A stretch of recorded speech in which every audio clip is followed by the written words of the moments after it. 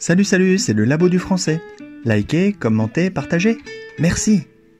Aujourd'hui, l'interprétation simultanée et consécutive. Après la traduction littéraire, parlons de l'autre grande activité professionnelle liée à la traduction, l'interprétation. Une personne parle et une autre traduit à l'oral ce que cette personne dit. Il y a l'interprétation simultanée, quelqu'un parle dans vos écouteurs et en même temps vous interprétez ce qu'il dit dans une autre langue en parlant dans un micro.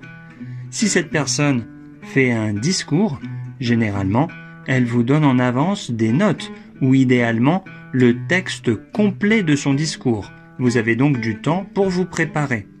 Parfois, il n'y a pas de notes et vous devez être très concentré.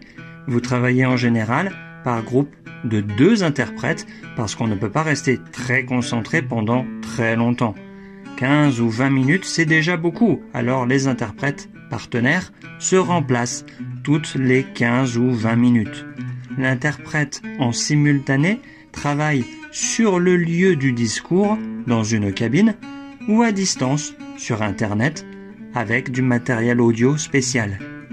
Il y a aussi l'interprétation consécutive. Quelqu'un parle sans interruption pendant quelques minutes et ensuite vous interprétez ce qu'elle a dit. Cette personne vous donne son discours en avance ou alors vous devez prendre des notes en abrégé pendant qu'elle parle.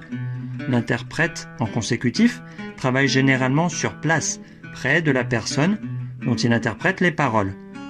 L'interprète oublie les formes, contrairement au traducteur littéraire.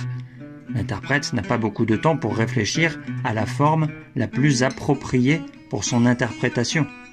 Danica Seleskovic parle de compréhension, de déverbalisation et de reformulation. L'important, c'est transmettre le contenu du message le plus efficacement possible.